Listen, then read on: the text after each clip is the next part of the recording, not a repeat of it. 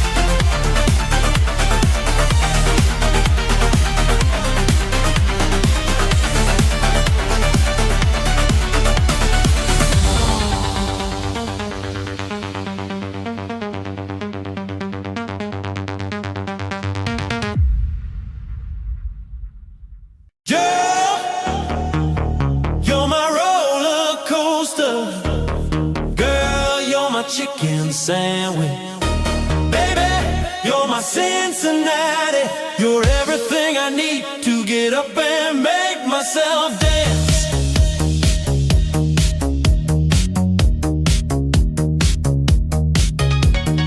You're my morning glory, I love you every morning. You're my leather jacket, you always got my back. Yeah, you're my broken headphones, you know I'll always smash it because you're everything.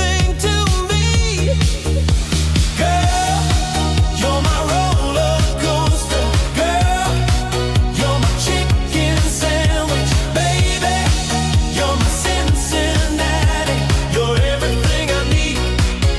get up and dance. You're my catty vixen, always got the fixins. You're my feather boa, I love you even more. You're my bull machine, clung too hard to fling because you're everything to me. Girl, you're my roller coaster. Girl, you're my chicken sandwich. Baby, you're my Cincinnati. You're everything I need to get up and dance.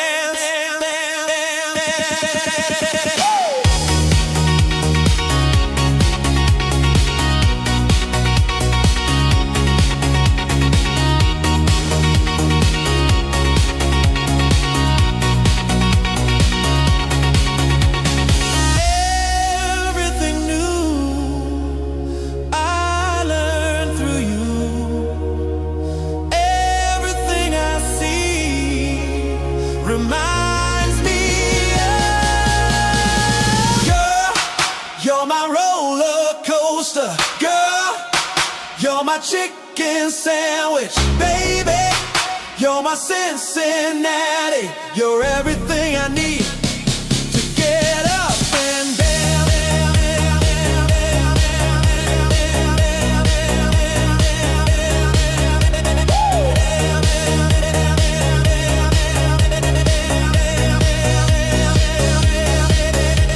Girl, you're my roller coaster. You're my chicken sandwich, my parents. You're my Cincinnati. You're everything I need to get up and dance.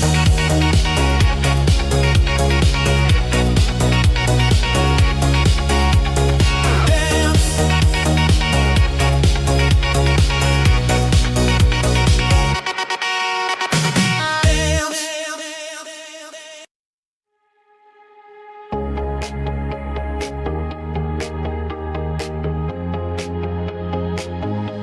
The weather's warm, the water's cool. All right, people, here we are. How you doing today? Happy Hump Day. Bruvs unite once again. We're going to get into a whole bunch of things. I got notes on top of notes, people, that we're going to talk about. All kinds of shit from, what the hell's going on over there in Iran, what's going on with Trump threatening to do war crimes. Is that what people are saying?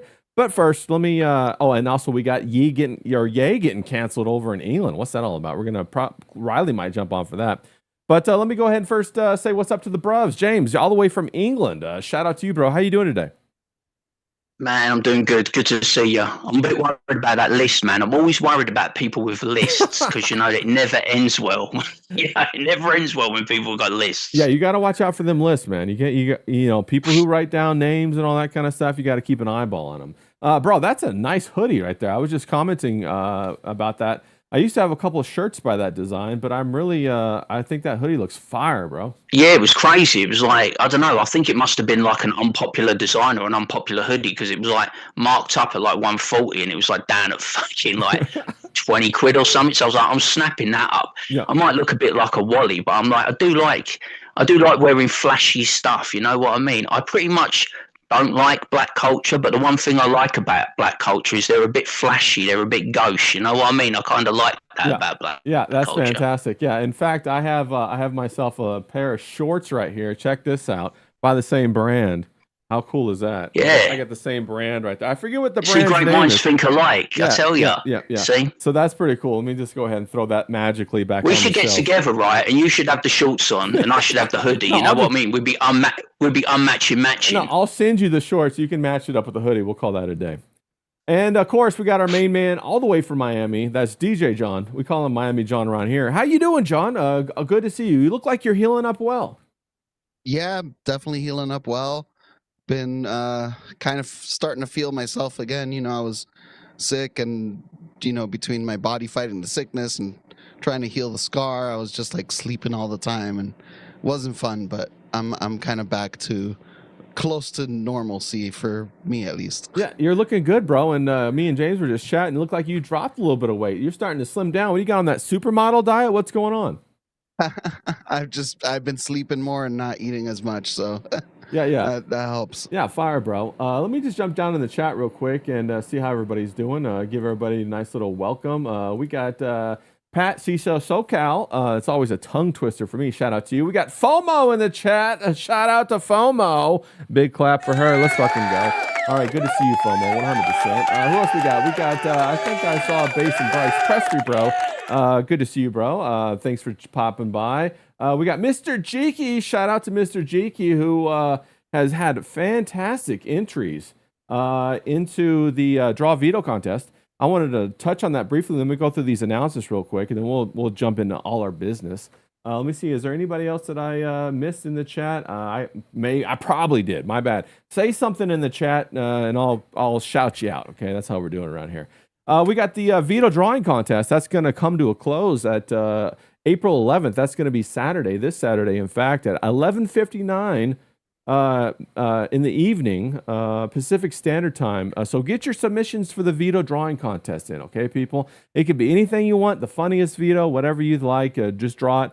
Can't be AI, obviously, but it could be computer and all that kind of stuff. If you drew it, you should post it and go ahead and tag me in it. We're gonna have the judging that next week. I got Ethan Van Sciver has agreed to do it, so honorably, I appreciate that. Gonna bring a little bit of his status to the drawing veto contest, and then we also got the wonderful Dick Masterson gonna bring a little bit of his panache, as we like to say here in the biz. John, we're in the biz, bro. We're in the biz, John.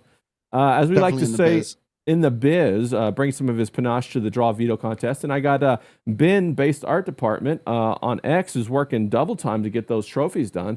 And I tell you, they look great. I've seen some of the close to final pictures for that, and he's going to ship them all to me. Then I'm going to ship them out to everybody else. And we also have a couple extra other prizes that Ben's been working on. And we also have a Randy Tater award. We got somebody, the Randy Tater guy. If he wants to say who he is, he can totally do that. But the Randy Tater Award is from somebody who threw in some money to fund some golden veto mugs, and we're going to go ahead and do that. And he's going to judge his entries for that. So that's going to be a lot of fun. If you would like to go ahead and throw some money in and become a potential judge yourself, and for one of these, an award named after you, go ahead and do that. You can DM me or whatever. We can get that arranged. No problem. All right. The other thing I wanted to talk about is back Super Killer, everybody. So we got, hold on, let me pull this up. Fund My Comic Super Killers. That's the current comic that everybody's talking about right now. We got the Super Killers campaign right here going on. Everybody's excited about it. Go ahead over the Fund My Comic Super Killers and back it. We're doing fantastic. Shout out to Katie Did for all the help that she's done. Shout out to Riley for going out there and knocking them dead. Shout out to Johnny Rocket for going on the Dick Show and having one of the best promotions I've ever seen. It was hilarious. I clipped a couple of those. If you guys want to go watch it, go check it out. But to go ahead and give this a back, I tell you, this thing is creating all kinds of drama, just as intended. So I'm excited about that. Go back and have a good time. I see we got D-Wag also in the chat. Let me go ahead and pull this back to where we were. D-Wag, we got a little story about I think he was almost in a car accident today, so we'll probably chat about that in a minute, okay? So we'll chat about that in a minute. All right. So the other thing I wanted to pull up is we got a fundraiser going for our guy Connor. Now, this guy is Vulture on X. I think it's Culture Vulture on X. Let me go ahead and pull this up real quick. There we go. And go ahead and give him if you got a couple dollars to throw him at him. He's recovering from colon cancer surgery. He's got his that colostomy bag and all that. Maybe I shouldn't say all that, but he's going through it right now, and so he could use a little bit of help. Let me go ahead and drop this. Let me see if I can't get this link up and drop it in the chat real quick. Share the link. There we go. Copy the link. Copy it. Okay, I'm going to drop that in chat right now, and hopefully that if you guys see this and want to throw him a couple of bucks, that'd be fantastic. He would really appreciate the help. Funny story about Connor is he was one of the first people that I ever sent a drawing to in real life. So I sent him a drawing in real life, and it was of a vulture, a culture vulture, and he liked it, and so he reached out. He threw me a couple bucks for that, and I think that was maybe 2 or 3 years ago, man. I don't know, but he was one of my first contacts online. So help the bro out. He's a fellow bruv. He's a good fella, and give him some love, okay? All right, what else we got? I got a couple more announcements, then we're going to get into it, guys. Shout out to D-Wag who says back super killers. Shout out to Spiritual God Warrior. Good to see you, bro. Shout out to you. We also have, okay, this is a little bit of the drama that I was talking about. Okay. Now we had knife schools running around everywhere saying I stole all his shit. I stole that shit. I stole that shit. That's what he's saying. But I didn't steal any of his shit. We had a conversation a long time ago, and he told me a little bit about his comic book. And I thought it was a great idea. I said, go ahead and do the comic book. It's a parody on Vito or whatever like that. And it had nothing to do with the Super Killers comic book. And so, when we launched this Super Killers comic book, he just kind of went wild, spazzed out at me in my DMs, calling me all kinds of names and all kinds of crazy names. You know what I'm saying? And I didn't like that at all. And I said, hey, I don't appreciate that. I've been nothing but kind to you. And then he went on to proceed to do more and more and more of that. Well, anyway, I wasn't going to say nothing because who the hell cares, right? Internet nerd fights. Nobody cares about that kind of shit. But lo and behold, he goes ahead, starts posting it, making it public, saying I stole, his tagline, never meet your heroes or some shit like that. And let me just pull this up real quick. We have the boys. They did it. Never meet your heroes. So I don't know what he's talking about. That was a global concept that's been around forever, for a long time, maybe since the 70s. I saw somebody put that out there. And so, usually in reference to rock stars, no? Yeah, I thought it was in reference to rock stars or whatever. And also on a side note, I had nothing to do with the campaign type at all, nor had I have anything to do with the story at all. I'm just doing the artwork. And, a long time ago when this whole thing went belly up with the original Super Killer done by Vito Giswaldi, who's a fantastic character, he raised $137,000, never delivered on that comic book. And so I was kind of talking to him maybe a number of months ago. I can't remember how many it was. And I said, hey, Vito, you should hire Johnny Rocket and Riley to go ahead and help you out with Super Killers 2. That'll revitalize the IP and get everybody interested into it. And he told me to fuck off, and I did. And then a month later, I came back and I said the same thing, And so anyway, and then he's continually doing these little changes or whatever. And one day, Riley came up to me and said, hey, bro, what if we do a Super Killers, parody or whatever? And I said, okay, well, let's do it. And then so we went ahead and did it, and we dropped it. We put the GoFund or the Fund My Comic out, and that's what we're doing right now, having a good time doing it, And so if he wanted to make his comic book, which has a completely different, fucking idea behind it, I'm not even going to tell you guys what the idea is, because if he's still going to do it, I don't want to ruin it for him. You know what I'm saying? But it had nothing to do with, the Super Killers book. It was basically more about Vito himself. And, it took a tragic turn in the end. And, that's not the kind of comic book that I'm particularly excited about. But I was like, hey, man, let's support the guy. I came to know Knife School through Ethan Van Sciver on Trashcast. And he would do quite a few puppets.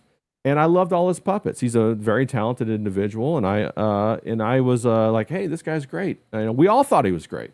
Until he wasn't. And then he went ballistic, and I said, wow, he's a kind of a volatile person, maybe a bipolar disorder. I have no idea. I'm not a psychologist. I can't diagnose somebody. But when you fall out with every single person you interact with online, that says something. And so he fell out with everybody, and I was like, holy shit, let me just kind of back away from this guy softly so that I don't get, shrapnel or take a couple strays. Well, I thought we were all clear of it because I hadn't heard from him in forever. And then all of a sudden, we dropped this campaign. It wasn't even on my mind. And here he runs right into my DMs again and unloads at me, calling me a fucking snake bastard and all this kind of stuff. And I was like, man, if you want to come on and talk about it, let's hash this out. Let's talk about it on stream or whatever. And of course, he didn't want to do that. He just went ahead and blocked me. So I was like, oh, okay, that's fine. He's going to block me. I thought that was the end of it. I wasn't going to say nothing. But then he goes ahead and starts posting stuff today and yesterday and whatnot, calling me whatever under the sun. And when it comes to integrity, you got to stand a little bit and say, hey, that's not right. I got to let the people know that, hey, I didn't besmirch his IP. I didn't steal from his integrity or compromise of my integrity. And I most certainly am not trying to curry the favor of Ethan Van Sciver. And I will tell you this, Ethan Van Sciver already has all the favor that I could give him anyway for what that man did for his family when he was canceled and his career was ended, and he regrouped and then went ahead and created a new source of revenue for himself that allowed his family to be even more successful. So he already has my admiration just from being a man that went out and took care of his business and took care of his family, generated the finances in order to keep the lifestyle that his family has become endeared to. That's their lifestyle. They got to keep that up. So from my eyes, he's already done a tremendous service, and he already has my endearment, bro. So I'm not trying to get pats or whatever from Ethan. And if Ethan wants to give me a couple of kudos or whatever, I appreciate it. But I give it in respect, and I give it in reciprocation to him because I appreciate what he's done, and I appreciate the model that he's set for people that want to create comic books independently. And so that's kind of all I have to say about that. The one last caveat that I will bring up is that, it's interesting that as soon as he hated Knife School, I'm speaking of, he hated Vito, dreadfully hated Vito, okay? I don't hate Vito. I actually like Vito. I think Vito's a fantastic character. Whenever Vito goes on any show, it makes it more interesting. When he goes on Trashcast with Ethan Van Sciver, it's more interesting. I like that. I enjoy that, okay? Now, of course, is Vito provocative and this and that? Yes, of course. He said all kinds of stuff. But people, you have to understand, what we see on YouTube is entertainment, okay? It's not how people really are. It is entertainment. Are you going to watch somebody who's boring? The answer is no. So while I don't agree with how the things that Vito said, and I do not agree with them, okay, a lot of the things that he said, I can't besmirch his approach to trying to get attention. I don't think it's the right way to do it myself. In fact, I think the right way to do it is to create a social movement in order to generate, entertainment, enjoyment, and have a good time. Because the most powerful thing on the world is genuine desire. Think about that for a minute. When you have genuine desire, you can cut like a laser through anything. Okay, think about high school people. If they're having a banger party, everybody's gonna want to go to that party, even if they tell you that you can't go to the party and you have to stay home and you're grounded. You're gonna sneak out and you're gonna go to that damn party. That's what's gonna happen. So on that behalf, I'd say, hey, it doesn't need to be all this craziness. It's no big deal. We're doing a parody book. My intention of doing the parody book with Vito was to get him to deliver the book, his original Super Killer book, to all the backers. And it looks like he's going to do that because he has gone to the printer. Thank God, hallelujah. A little clap for Vito right there. Good job, Vito. And he's going to finally deliver to the backers.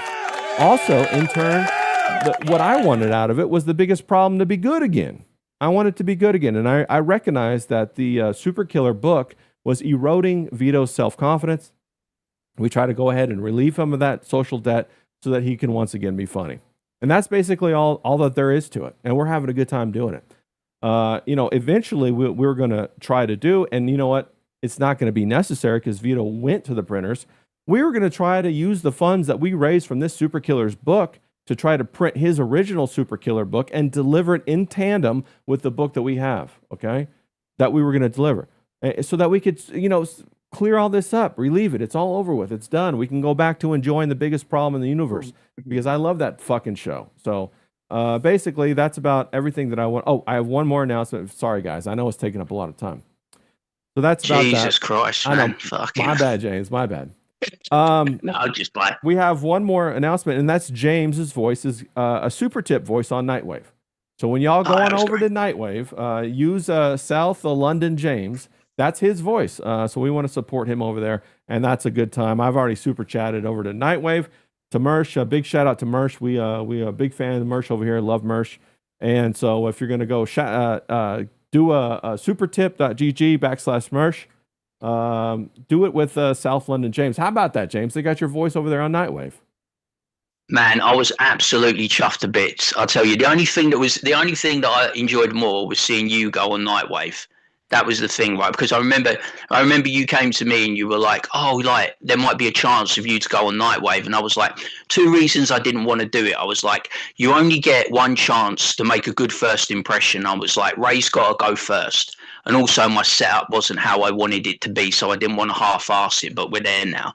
But seeing you on Nightwave was the only thing that was better than the super tip of me. We cracked it out in 15 minutes. I was chuffed to bits. I don't really care how it sounds, whether it's exactly like me or not. The fact that it's actually there and there's my picture and people can have fun with it. You know what I mean? They can take the piss, they can have a laugh, and hopefully Mersh makes some money. You know what I mean? That's the good thing out of it. Make some money out of like people having a laugh with my accent. I think that's hilarious and a good thing, and I couldn't be more chuffed. And you know, Nightwave's my favourite show. I listen to it, you know, because I'm ahead of you by about 7 hours. I'm crashing in and out in the bed, and I listen to it and I have a laugh. And it's my favourite chat to be in. Yeah. Everyone in that chat is lively, they're fun, they're on it, the bands is great, the programming is great, Mersh is at his top of his game. And the thing I like about Mersh, this isn't an ass kissing thing. I look at this guy and I see that he's lived a real life. He's a proper lad, you know what I mean? And I look at Mersh and I go, I could have a beer with that guy. Yeah. And he has been nothing but nice to me. He doesn't have to be, because he's got nothing back in return. He gets nothing out of it, but he's shown my videos. He's been courteous. He's been respectful. He gets into the gimmick. You know, he enjoys it, and he's promoted my videos, and he said nice things about me, and we've had a laugh together. So I couldn't be more grateful. I think it's hilarious. I think it's great. Yeah, I completely agree. Mersh has been nothing but kind to me. He out of nowhere, you know, and now you know, I was a nobody, and he shared my drawings and encouraged me and all that kind of stuff. So I got nothing but respect for Mersh and a bit of adoration, really. You know, I appreciate that guy. And also, you know, he's had me on, and in the way that it happened, I just put a request in. I didn't even know he was streaming, because he usually streams at night, and he is streaming. I say, hey, buddy, I know that like you're streaming right now, but would you mind if I pop down? And if not, it's okay. He's like, hell yeah, come on over. You know, and he's so easy to talk to on stream too. He's really one of the consummate professionals as far as broadcasting goes. And, you know, he lets me do my little song and dance, and then I shut the fuck up, and he takes over and makes it all good. So, you know, I really appreciate him. I really appreciate the guy. I'm a huge Nightwave fan, huge Mersh fan. I love ROTC, love all those guys, Royce, Virgie, Pepsi, and also Frozen Asian. Like I said, those are my home field guys. You know, that's how I came up on Nightwave and ROTC. And so that was kind of my birth into this whole YouTube business. And to be honest with you, I don't blame Mersh for kind of being shy to meet people, because damn, after I'm not even a half, quarter, a third, a 12th as famous as Mersh is, and I got all kinds of crazy poofers coming after me. James, all kinds of nutter butters, bro. It's the strange dynamic, you know. You can tell who are the real people, you know what I mean, and you can tell who are the fake people, you know what I mean. The people online that you want to be associated with are the guys like Mersh and his crowd. I don't, you know, the nice school people, you know, it's unnecessary behaviour. You know what I mean? And it's like, I don't get it. I don't understand it. I like to stay out of it. I've made my feelings perfectly clear about all of this. I support what Ray's doing. I support what Riley's doing. I support what Johnny Rocket's doing. I enjoy the ministry of Dude. There's things I enjoy quite a bit, and there's things I enjoy less. But I decide to be with the people that I want to be with and have a laugh with them. You know what I mean? But like, it's just unnecessary. I think, what have I always said? They're friends today, and then they're enemies tomorrow, and then they're frenemies. It's like Ralph. Ralph's palling up with Steel Toe now, isn't he? Yeah. And yet he palled up with Ricada to get Steel Toe banged up. Yeah. You know what I mean? I don't know what kind of man Steel Toe is that he can suddenly be friends with Ralph after he palled up with Ricada to get him banged up. And then they're pals with Gino, and then they're not pals with fucking Gino. These people, I don't understand. I'm loyal. You know what I mean? I'm on the side I've always been on, and that's our side, Ray's, John's, our crowd. This is who I'm with. This is who I side with. And I tend not to get involved in all the other shenanigans, even when it was coming down on me and my mother with the AI. You know, I really wanted to react, you know, really wanted to bite back, be the person that I am in real life. But it's just a lost cause. You can't deal with these people. A lot of them are just batshit crazy. So I'm just like, walk away, leave it. Yeah, you know? Yeah, you're right. And also, you know, I'm a firm believer is you got to give people an opportunity to repair the relationship and to come back into the group and restore them to good social standing. I don't want to exile somebody because they got a fucking hangnail or because they broke my favorite shot glass or whatever. I want to give them a chance to, hey, buy me a new shot glass or clip that hangnail, give me an apology, and we're good to go, bro. It's in the past. You know, I don't want to hold grudges on people. I don't want to, you know, be all upset about stuff because, bro, all this online stuff is like nerd fights, really. Like, I don't care who said what or whatever, you know, let's fucking get past it. It doesn't matter. Are we going to have a good time? Are we going to make a good show? Are we going to entertain the chat out there? Are we going to entertain you people? That's what fucking matters, bro. This is the moral of the story, I think. Never go full frog Tony. If you want an example of what not to do, watch Biggest Problem in the Universe. Watch Vito come back to form, like Ray said. This was not what I said. This is what Ray said. And then I watched it. Vito was flying. You know what I mean? They had Frog Tony. And never go full Frog Tony, because once you go that far, I don't think there's any way you can come back. You know what I mean? So that's the moral of the story as far as I'm No, concerned. I completely agree with you. And I think, we have to give people a space to apologize. If they don't apologize, like, for example, Frog Tony should have said, my bad, sorry about that. This would have been over. Eric July should have said, my bad, sorry about that. This would have been over. You know what I'm saying? The inability for these people to say, I did wrong to these people or whatever, the inability of Vito to say, hey, my bad, I kind of dragged my ass on the Super Killer book, but it's coming out now. You have to manage that goodwill with people. And if people are going to step up and give you even 50 cents of their hard-earned money, they deserve that.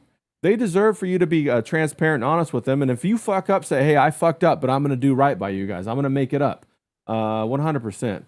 Let me just jump in the chat real quick. I saw it flying by. We had, I think, Hobo Chili Recipe said Mersh calls him a gay homosexual, but he's still, and a traitor, but he still likes him. Yeah, there it is right there.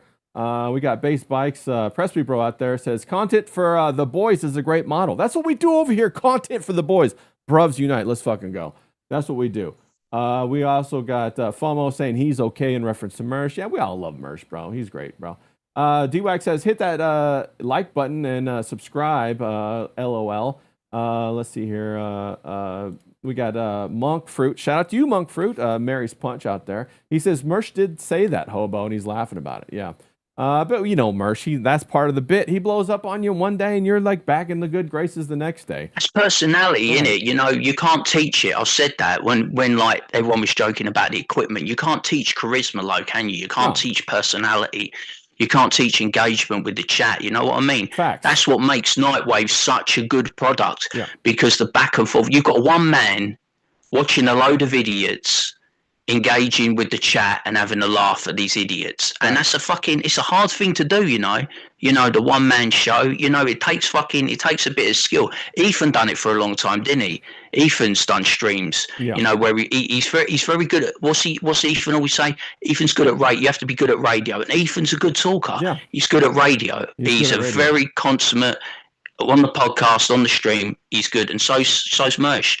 And he's getting the rewards and he's reaping the benefits, and I'm glad for it. There's nothing I enjoy more than someone who deserves success actually getting the success that he deserves. And we got Black Justice. Shout out to you, bro. Good to see you around here. He says, I understand what you mean. Been a buyer and a seller of crack.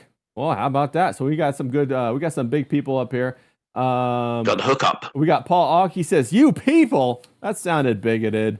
I think he's referring to something maybe I said, or maybe it was James or John. I forget which one. Let's see. Yeah, it's probably me. I am a well-known bigot. yeah. 100%.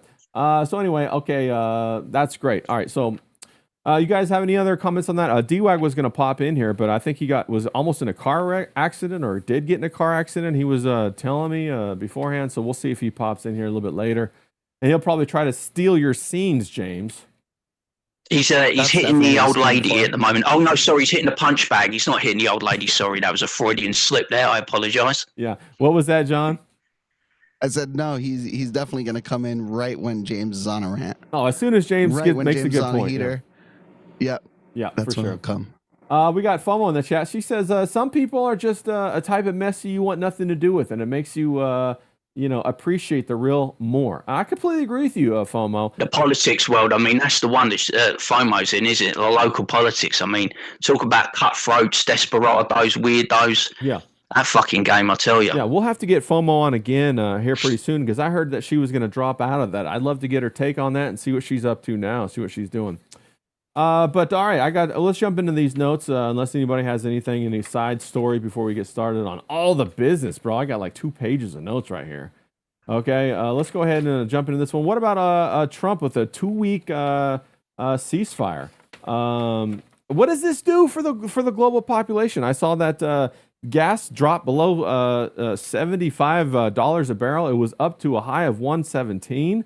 But doesn't this give Iran more time to make more to move the nuclear material? And bro, we got to talk about this. this F-15, like, save rescue mission that they did. What'd you think about that, James? When they said they went and rescued an F-15, what were your thoughts? I don't know. I think this whole thing's bullshit. We were doing it yesterday, weren't we? We were recording the thing for Mersh, so we were cracking out the 15 minutes. And when I came, just before I jumped on, I was like, shit, it's kicking off with Trump. And then all of a sudden, there was this like ceasefire announced. And like, I always find Trump to be the boy that cried wolf. You know what I mean? I've said before, Danny, he takes you to that point, and you know he's going to be the first to buckle.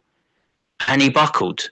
Yeah. And you've got this temporary ceasefire that allows Iran to regroup, get their fucking shit back in order.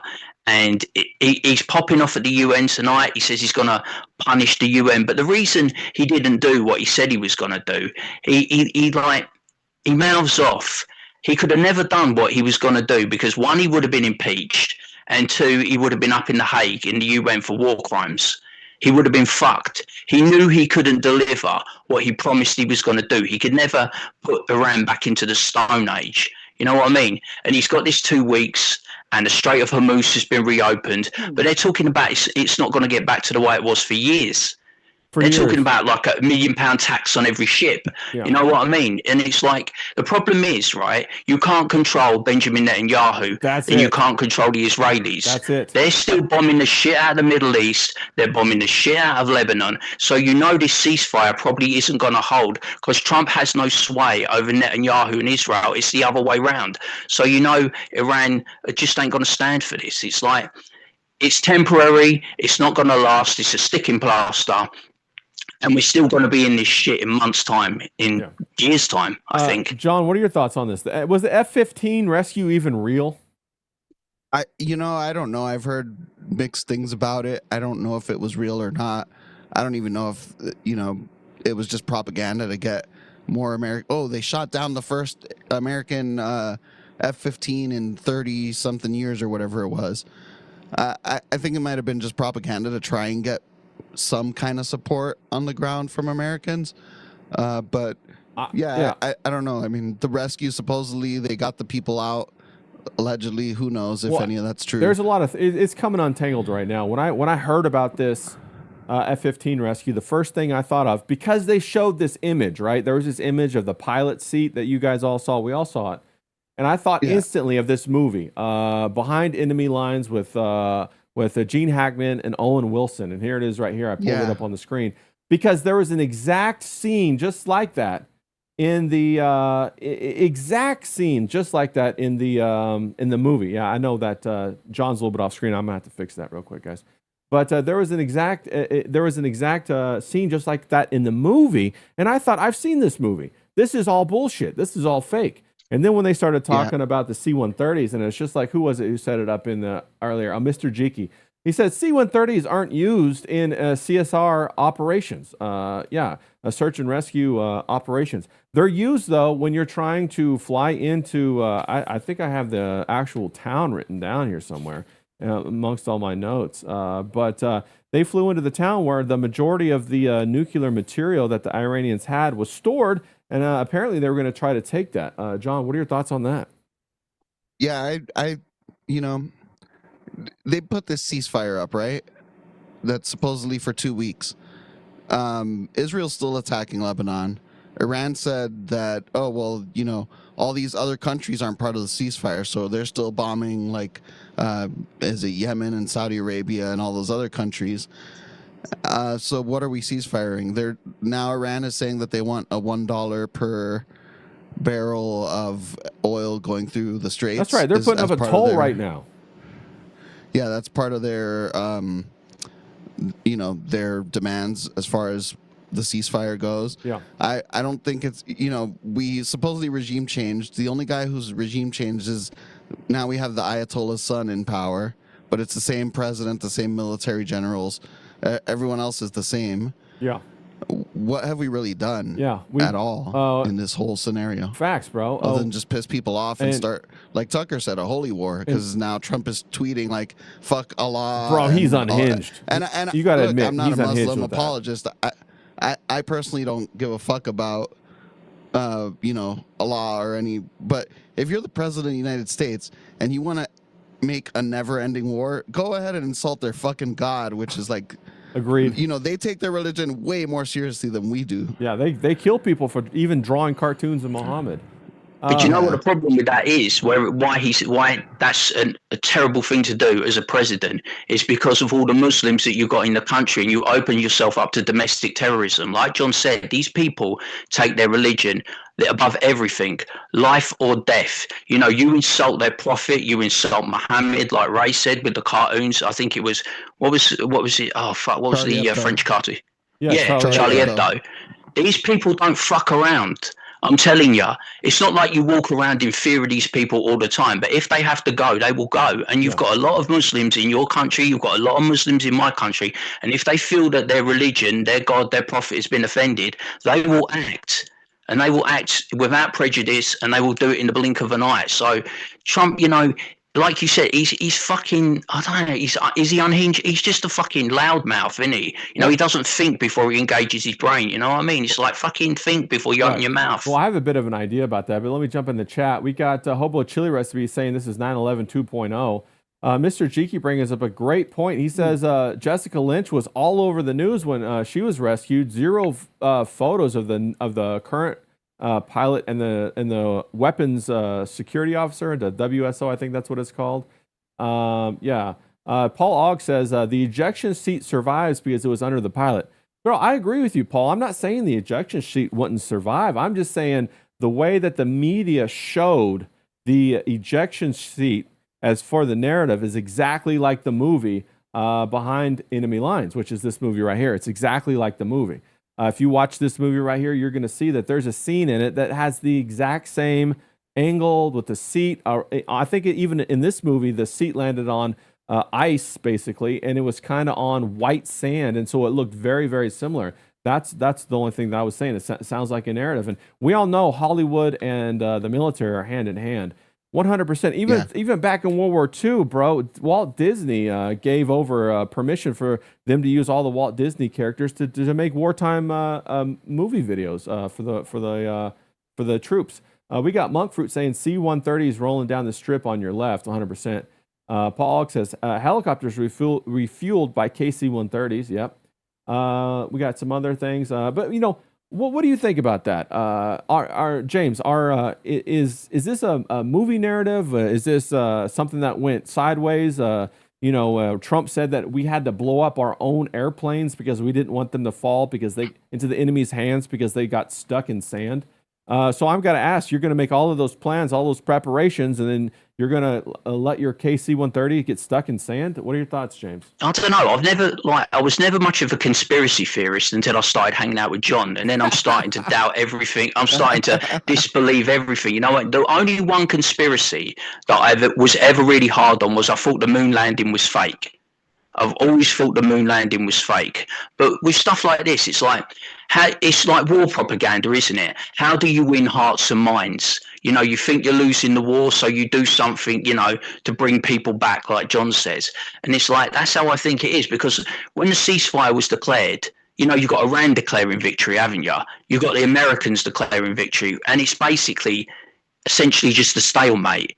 We're no further along. We're where we are before we started the war. Like John said, what you've done is kind of worse, because you've replaced an old Ayatollah, the father, with a younger, more reckless, more ruthless Ayatollah that has also got, you know, he's also angered by what's happened to his family, what's happened to his country. So he's more vengeful. He's probably got more bloodlust. You know, we're in a worse position than we were before, haven't we? We've antagonized the Middle East when we didn't really need to poke the bear. We could have just left it alone. Trump said he was an isolationist president, didn't he? He said America first, and people loved him and bought into that America first because he was going to bring America back. You know, he's going to rebuild the country. He was going to rebuild industry. He was going to put the country first.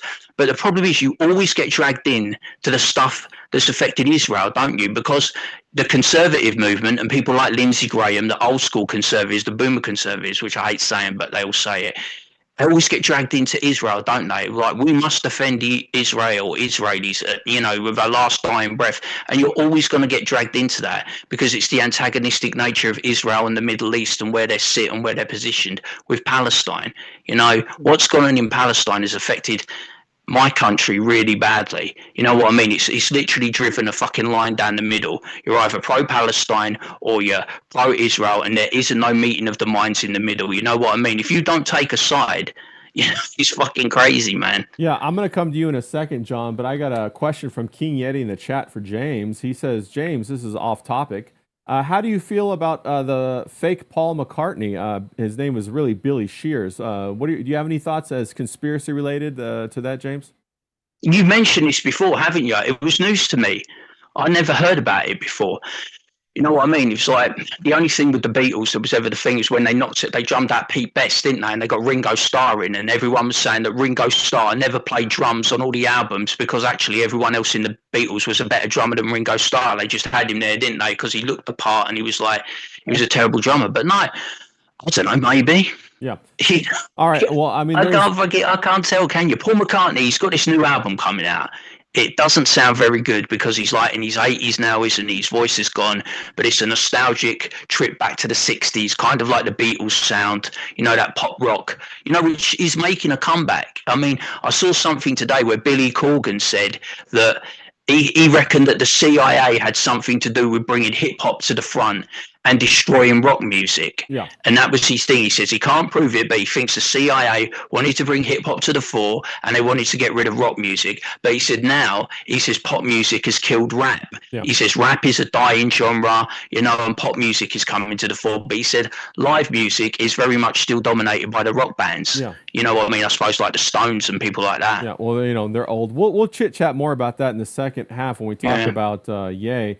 But maybe it's a possibility. I have no idea. You know, I wasn't there. It could be, man. We got Paul Ogg in the chat. He says UK fucked us with the Balfour Declaration, 100%. Jonah Sweet, Palm Beach, Paul McCartney. Shout out to Jonah Sweet. Great entries in the veto drawing contest. King Yeti said Trump didn't put his hand on the Bible when he was inaugurated this last time. 100%. He didn't. That's pretty weird. I got a question for you, John. You know, how come all the news media all of a sudden is pro-Trump? Even Hillary Clinton is on Trump's side, saying he's doing the greatest thing ever. Let the man go ahead and bomb everybody. Like, what the hell? First they hate him forever. Now all of a sudden they love him. What? Why? It's the same as in his first term. Remember, he bombed Syria. He dropped the Moab. I'm pretty sure that was in Syria, or that might have been. There were a couple of bombings he did. One was in Syria. I think the other was maybe Pakistan or something. But one of them, he dropped the Moab. And all of the media all of a sudden said, "Oh, this is the most presidential Trump has ever been," and everyone got behind him in the mainstream media. When you play the war game, then the media will support you because, you know, the media is sponsored by the war people. The small. Are you talking about the small hats, or are you talking about something else?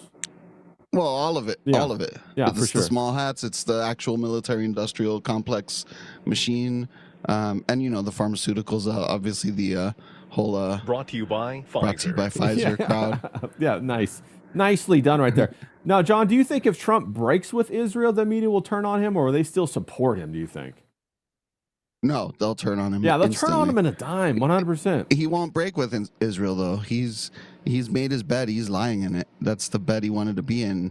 I mean, even in his first term, I personally, you know, if the president wants to move the embassy to Jerusalem because that's what Israel feels its capital is, whatever. That didn't bother me too much on just, you know, the nuts and bolts of it didn't bother me. But, you know, it was definitely a signal that that's where his allegiance was, to Israel. Yeah, 100%. And I kind of feel like it has a lot more to do with the petrodollar and rearranging the global finance and the global currency. They want to make it a CBDC, I think, now. I think that's what's going to go on. James, you were just talking about a little bit about the instability of Trump. 1 minute he's saying yes, the next minute he's saying no. I'm going to bomb you. I'm not going to bomb you. I'm going to bomb, you know, all of your, electrical, you know, grid. To the Stone Age. Yeah. I mean, who says that? What kind of president says something But I got like a question. that? Something so outrageous. Yeah, I got a question for you, James. You know, what? How does this affect all of our allies? Doesn't this kind of make the America like more isolationist and nobody wants to deal with us because we're so now unstable? Because our president 1 minute is going to commit war crimes, drop the nukes, you know, blow up the water reserves of Iran, and the next minute he's like, nah, well, we'll have a 2 week break. How does that make America look to, you know, England, for example, where you live? America as Trump's America is loathed in this country because this country has made a dramatic shift to the left. This country, America is viewed as pro-Israel. England is very much pro-Palestine, so it's breaking down those lines. If when the Iran war broke out, people took to the streets, but they didn't take to the streets to side with the Iranian people who were being massacred. They took to the streets to side with the Ayatollah's family, and the regime. Last night, when they thought that there was going to be a massacre, that they thought Donald Trump would go through with it, even though we know he wouldn't, and bomb Iran back to the Stone Age, everyone was outside number 10 Downing Street, the home of Keir Starmer, our Prime Minister. They were holding hands. They were pro-regime signs, the pro-Ayatollah signs, pro the RGC and all that. It was like that. That's who they side with in this country. You know what I mean? They side with the regime. It's just the way it is. You know, we've got 6 million Muslims in this country, and their fealty and their allegiance is very much to their old ties back home. They don't feel English. They don't feel British. They don't feel like they come from the UK. And anytime something happens pops off in the Middle East, they will always show allegiance to that country, and they will try and pressure our country not to engage in war, and they did, because I've told you before, we've got the local elections coming up in May, and this will play in a part with what we'll talk about with Kanye West later. But they know that they need the Muslim vote. The Muslim vote is seeping from Labour to the Greens, because Greens are a more far left option now. And the Muslims can see that they can ingratiate with their Greens, they can take over the party, and they can get greater influence and power in the shortest amount of time. So Labour are fighting a battle on two fronts. They need to appease the Muslim faction, and they need to appease the Jewish faction. And you can't do that. Can't do it. You know what I mean? That's why they're getting driven apart. They need to pick a side, and they probably decide they eventually pick will be the Muslims, because there's more Muslims than Jews. Right. But that's the difficult they find this in. And we can't engage in any war in the Middle East, I don't think, ever again, because the demographics of our country are changing so dramatically that they won't allow it, and it's not politically advantageous. No, I agree with you right there, James. John, I'm going to come to you with this question. We got the acceleration of the failing of the petrodollar, the dollar being the world reserve currency. I think that's what this is all about. They want to switch that out. They want to get rid of SWIFT. If you guys don't know what SWIFT is, it's the way that banking sends money around the world internationally. They want to bring in a CBDC, international currency, and basically remove what everybody's been talking about forever is the U.S. dollar falling and being replaced by something else to be the global reserve currency. But first, John, I got a question for you. King Yeti says it's a little bit off topic, but he thinks that your V-neck on your collar should be a little bit deeper. What are your thoughts on that, John? How about that? Did you pull it down a little bit? There we go. Bro, he's just trying to help you get your Riz going, dog. You know, he's hooking you up, bro. First, he's hooking you up with some good smell goods, some good cologne. Now he's trying to help you out with the... I like a good V-neck. He needs a hairy chest, though. He needs to try and manufacture a hairy chest, and then that will be the bollocks, mate. He should go... just all white. Yeah. And then we had Monk Fruit in here earlier saying, oh, you didn't know John smokes cigarettes. Now you're cool in his book. So there you go. You're already winning fans, John. You got the cigar, you got the V-neck, you got the cigarettes. It's a whole new you, bro. It's a whole new you.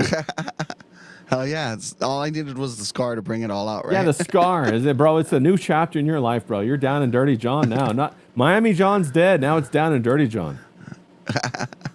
No, so back to what you were saying, though.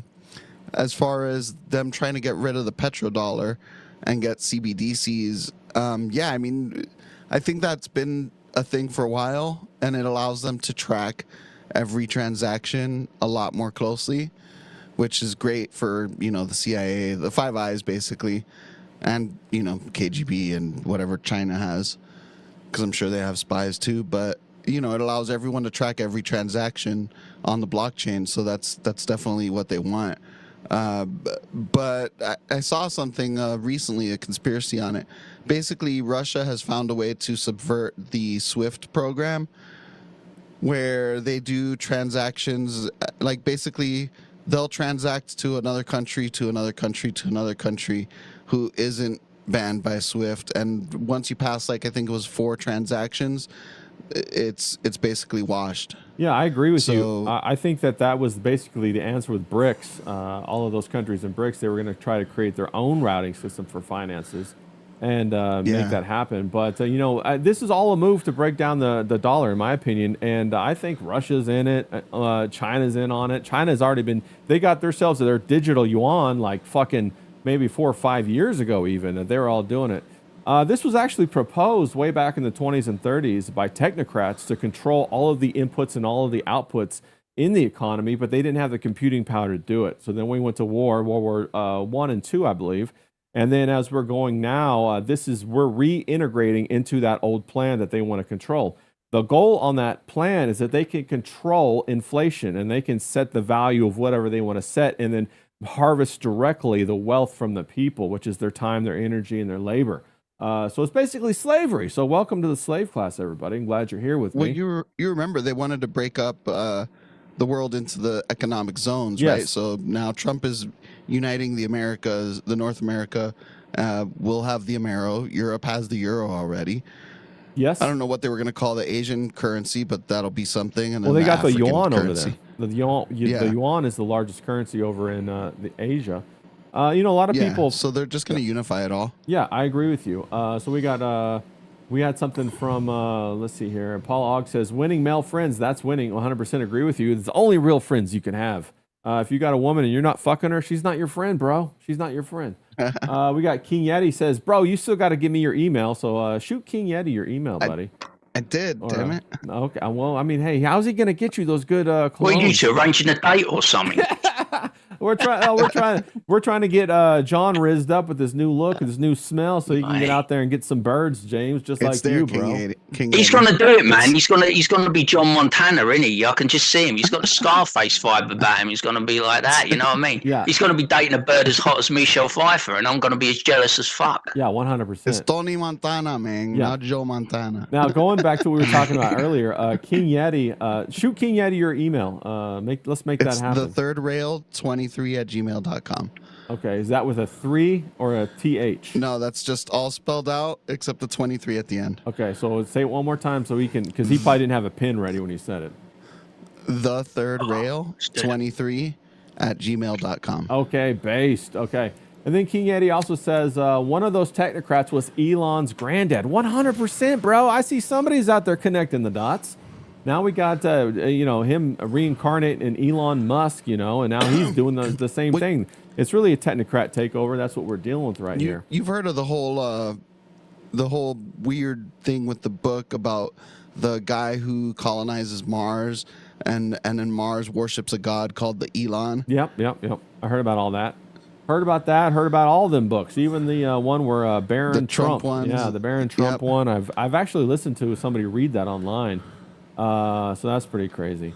But All of my horizons is pornos from the 80s. You know what I'm saying? yeah.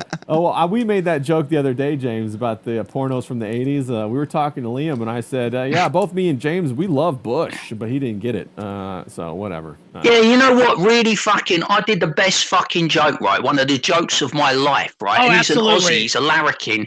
Shout out He's to a Riley. funny guy, and I did the Rear Admiral thing, and he completely fucked me. You The know, Rear that could have Admiral been the joke was greatest amazing. bit.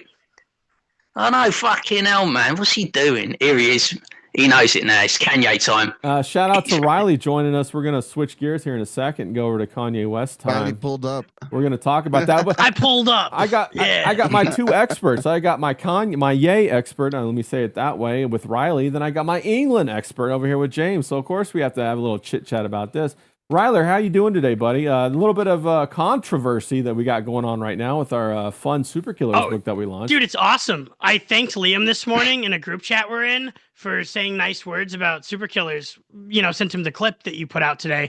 And his reply is, well, if you really appreciate some shit, like if you really appreciated it, then you wouldn't have spent last night talking shit about me and forcing my hand. So I guess he's coming after us now. Oh no, I mean I like Liam. Of course, I can't control what other people Well, do. you weren't there when Yeah. I was talking shit about Liam, but I want Liam to stop existing as soon as No, possible. no. I want Liam to do well, make Dino King 2 and have a huge success. It's good. Next time he suicide baits, I want him to slip off of the hill that he does it on. No, of course now. I mean, everybody has their their little slip ups and their come aparts. That's how we call them in the South. When you have a come apart, you kind of all that emotion comes out of you. I mean, we don't know what's going on in people's lives there, Riley. They could be having a lot of pressure or whatever. So, I'm just going to... No, he told me his wife won't cook and take care of the kid, and this kid keeps touching his drawings. I doubt that. So he's going to kill himself and leave her. No, That's no, what he no. said. No, I'm sure he's just fine. I'm sure he's just getting through everything. Maybe it's tax season. I know it's tax season here. It always puts me in a bad mood, bro.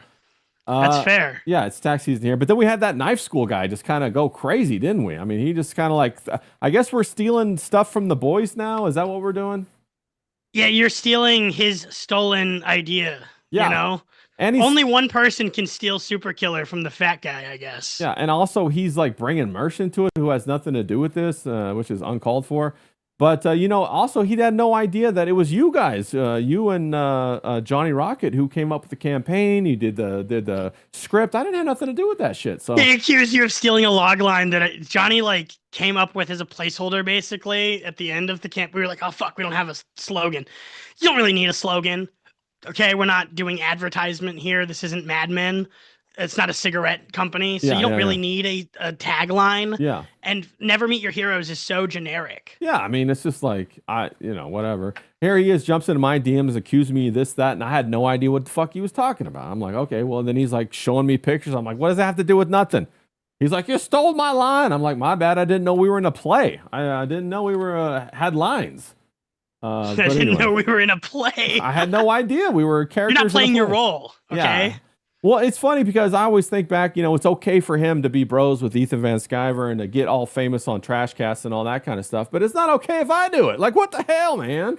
I Yeah, don't well, like you know, that. you changed, bro. You sold out. I know. I traded my integrity for like a bowl of marmalade, I guess. Paddington Bear style. It's strange for me to see how all these English people on the internet are very temperamental. They're the complete opposite of me. I'm not temperamental in the slightest. I'm just moody. You know what I mean? Well, It's you like- said it earlier, James, that you know not to act the way you do in real life on the internet because you won't get Yeah. the results that you would get in real life doing that. 100%. So, Well, I mean, we were talking about it earlier. It's like, dude, how can you pop off to some man and not risk getting punched in the nose? So you're not going to pop off. So, I'm not going to go pop off like that to James. I'm going to treat him with respect. I'm going to say, hey, James, did you know you stole such and such? And James is going to go, hell no, bro. I didn't steal your shit. I didn't even have anything to do with that. And I'm going to be like, okay, my bad. Have a good one. That's it. If it comes out of the back of a lorry, you know it's been me who's thieved it. Yeah. And we also got Paul Ogg in the chat. He says, it's not an original tagline. It's from 1856. Gustav Flaubert's Madame Bovary includes the line, you should never touch your idols.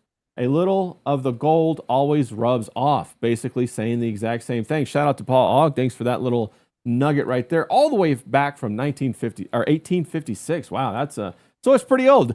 Unless Knife School's a time traveler and he's actually that guy and he's traveling forward in time. I guess whatever. You're right. Crazy. no, yeah, 100%. Like Hawkeye episode 1, I think is called that. Yeah. Facts. Let me see. Yeah, Never Meet Your Heroes is the name of the first episode of Hawkeye because Kate Bishop meets Hawkeye. Which Oh. is crazy because if we're going to talk about an overused trope, that doesn't bode well for his comic book, right? If that's his log line for overused He's just tropes. mad. He's just mad he spent a fucking year sweating on a try-hard, sophisticated A24 up version of what he thinks Super Killer is. And instead, we just did like a fun, cool Yeah. action parody, and Yeah. we released it first. Yeah, and when I said my motive was basically to help motivate Vito to get it out to the people, to make the people whole, and it looks like we're doing that. So that's a big win for us. Well, I can tell you 100% honestly that I did not once think of Knife School during the process of stealing Vito's comic book. He was in no part of my consciousness while I was making fun of Vito. That's retarded. Right. What a fucking idiot. I mean, come on, bro. I mean, I was just like, wow. I even tried to have the guy have a conversation about it, and he didn't even want to talk. He just blocked me straight away, and I'm just kind of like, whatever. Now he's trying to release like DMs. I might have to send my DMs to Johnny. You know what I'm Oh, saying? he's not turned into an online grass, has he? Fucking hell. Yeah, he I tell you, released. it's embarrassing as a fellow Englishman. Don't do that, please, nice school. Yeah, Don't turn into that. We got a reputation to uphold as stand-up people. yeah. Well, hopefully, right? Your But- country's fucking up right now. Yeah, but Your countrymen. he already put a few out. So you know, what are you gonna do? No big deal. No skin off my nose. I still think he's a very talented person. You know, the other thing too is like these very talented artists. You know, they're never gonna be sane, Riley. They're always gonna be crazy. You know what I'm saying?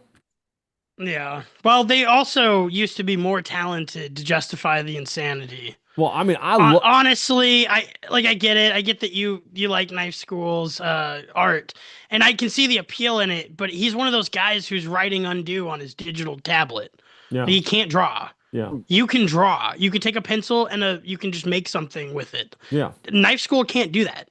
But I loved his puppets, and his puppets were genius. Well, I thought. yeah, the puppets are good because they're bad. That's like the joke. That's the appeal. That's He could true. not make a Muppet. Like I know a guy who can make a real like Muppet quality puppet. Yeah. That Andy couldn't do that. Yeah. So again, you've got to when you meet your expectations, you can enjoy the stuff they're putting forward. But when they start acting like they're God's gift to you, and they're making puppets that you could make at home, it's pretty it's a different situation there. You make a great point right there. You know, and also if Knife School ever wanted to come back on and have a conversation about it, you know, I would totally be into that. You know, like I said, I hate to get rid of people. I hate to have relationships break down, and I always want to leave the bridge open for repair. I don't want, you know, some of this gotcha stuff. Like I had some guy the other day try to get me in a conversation about 3D assets or something like that. Taha, I got you. You said you liked, what was it? Spirited Away by Miyazaki, you know, Studio Ghibli. And I said, I love Spirited Away. He's like, oh, you know, they have 3D assets in that. And I'm like, oh, bro, what does this have to do with anything? Like you guys, that's what I say when I talk about nerd fights. I'm like, dude, get over it. These are just nerd fights. It's like, Well, you know, it's changing the context and this and that. But what you were saying about rehabilitation and leaving a route back through like apology. The reason that ties into our next topic about Ye is because the question I want to ask you guys is who does he apologize to now? Like who's left to apologize to? okay, yeah, let's go ahead and we'll jump into that conversation about Ye right now. I think it does have a lot to do with the crazy artist thing, and like you got to leave them a rehabilitation route if they choose to be rehabilitated. I don't care what Kanye said about any group of people at all, and the people who do care about that asked for an apology that he gave them, and now they're not letting him do anything. Like they're not letting him come back. So where does that, do you think, leave people who might want to apologize for their bad behavior in the future, knowing that it doesn't fucking matter? Yeah. Yeah. Okay. So for people who don't know, shout out to Professor Grass. I just saw him pop up in the chat. Fellow bruv right there. So Ye, the artist formerly known as Kanye. Why are we still saying that? I don't know. But Ye he did 2 fantastic concerts right down the road for me in SoFi Stadium in LA. In Inglewood. I used to live in Hermosa Beach, which is right next to Inglewood. 2 fantastic concerts, sold them all out. I heard it was like the second highest selling concert of all time, right behind somebody's Going Away concert, basically. That only edged him out by a couple of $100,000 more dollars. He sold something like 13.5 million in sales, which is insane for that concert. Now he's trying to go do a concert over there, the Wireless concert in England, and all of the sponsors pulled out. Kanye said he'd be open to talking to the Jewish Council, who is the primary objection, the Jewish rabbis over there, and they said no.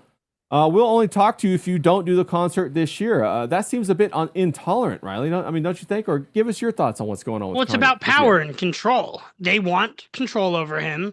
They won't settle for anything less than him being on the back foot bargaining. He doesn't have to do that. He doesn't have to beg or borrow or bargain. He only wanted to do the Wireless Festival because Drake did it last year. And he was going to prove that he's still got it, right? But he doesn't need to. The SoFi thing is, like you just said, like record-breaking. His SoFi weekend. And the shows are amazing. Anyone else in the world, you know, the real parts of the world are going to want to book him. Oh, 100%. even though England's being performatively woke about it. No, his not only his songs, but the entire display, the staging, everything was top notch. It was fantastic. He bought that stage in 2015, and he has been preparing for this show for almost 10 years. No one else in the world can do that. Nobody's done that. That's a transcendent experience. I wonder how much that stage costs. Side note, James, what's going on in England? What's the vibe of why people don't want Kanye or Ye? Damn it! I did it. They don't want Ye to come to England. What's going on? Well, I'm quickly going to go off topic and then come straight back off topic. You have to understand what the kind of like where we are in England at the moment, and Riley's hit the nail on the head. You know Ava Vladinabrook, don't you? She's very much the right-wing darling, and she was going to come over to this country and she was going to talk at universities and on campuses, and everything was set to go and it was all ready to go. And then when they found out, there was protests. And it came from the left and it came from Islamic groups because they see her as some kind of right-wing Barbie, you know what I mean, like they call them. So that got cancelled. And then you have to understand this, right? He was going to headline the Wireless Festival. I think it was Friday, Saturday, Sunday. He was going to do 3 nights. He was going to headline it. It was totally built around Kanye West. He's come back to Europe. He's come back to England, and this was going to be a really big thing. And the sponsors were all set, and they signed off on it, and they were okay. But then, like you mentioned, the Jewish Board of Deputies got involved. Now, the Jewish Board of Deputies went to Sir Keir Starmer. Now, Sir Keir Starmer, the Prime Minister, his wife is Jewish. His children are half Jewish, and you have to understand, like I said, the May local elections are coming up very, very soon, and it's on a knife edge for Labour. They could do okay, but more than likely they're going to get annihilated. From the right with Reform and Nigel Farage, and from the left with Zach Polanski and the Green Party. So he has to appease the Jewish community. He needs those votes, especially in London, where they're big, like in Golders Green. He needs the votes. So it was a very easy layup for him and the Foreign Secretary Shabana Mahmood to ban Kanye West, because the sponsors have started pulling away because of pressure from the Jewish Board of Deputies. And that's how we find ourselves. They banned Kanye from coming to this country. I don't know if he's ever going to be able to come to this country again, because I thought there'd be a big fuss. I thought people would kick up a fuss, but there does seem to be kind of an apathy. You know what I mean? If it had been someone like Bob Villan, who's very big with the Palestinian movement and the Muslims, I think you would have found it more difficult, to stop him from performing. Or that Irish group, what's that? I can't remember what their name is, but there's a big Irish group that performs, and they're very big pro-Palestine. So I was very surprised that it happened, because I'm a free speech absolutist. I want him to come over. I want people to enjoy it. People like Riley who enjoy Kanye West. Like I said before, I'm not into hip hop music, but I'm into freedom of speech. I'm into freedom of art. I'm into freedom of expression. And I think this country, the Labour government kind of lurches where the votes are. It was very politically advantageous for them to ban Kanye. There was no losing for them. You know what I mean? It's just like, we're getting a guy that's perceived anti-Semitic. He has these 2 songs in particular that the Jewish Board of Deputies. Can I say on YouTube what they are? Am I allowed to? I don't know. Probably. I think everybody knows. We call it Hallelujah. Hallelujah. The song is called Hallelujah. Yeah. There's two specific songs that they cited as a reason for him not to come into this country, and his previous anti-Semitic comments. And like Riley said, he wrote a letter. He said he was willing to meet them, find common ground. If there was an apology that needed to be made, he would apologize. He would do it publicly. He would do it privately. He would do anything he could to get over here and perform at the concert. And because he couldn't, the whole Wireless Festival's fallen apart. So they've not just taken down Kanye West, they've taken down a whole festival. And it seems to me from the outside, people are out of jobs this summer. And the money that it would have generated this summer, and it's an absolute disgrace. You know what I mean? Some Labour Party, huh? Yeah, our economy in the summer is built around festivals. Imagine if it was Glastonbury. Do you think they would have been able to take Glastonbury down? I don't think so. They just picked on it because it was the Wireless. Yeah, fantastic points right there. Riley, he went, he apologized to the big Orthodox Jewish guy over there in Israel, one of the big rabbis or whatever.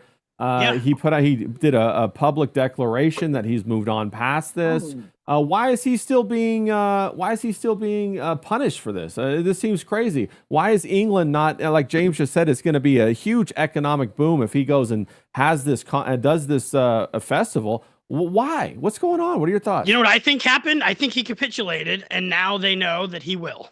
That's it. Now, once you've given in once, you are the guy who they will push to give in forever, even if you're yay. Yeah. And I think the reason that there's not a lot of sentimental pushback is because he apologized, and now the Muslims don't need to defend him. He's not anti-Israel anymore. There's nobody in the country who wants to stand up for him because he's seen as having both sides of the argument. Oh.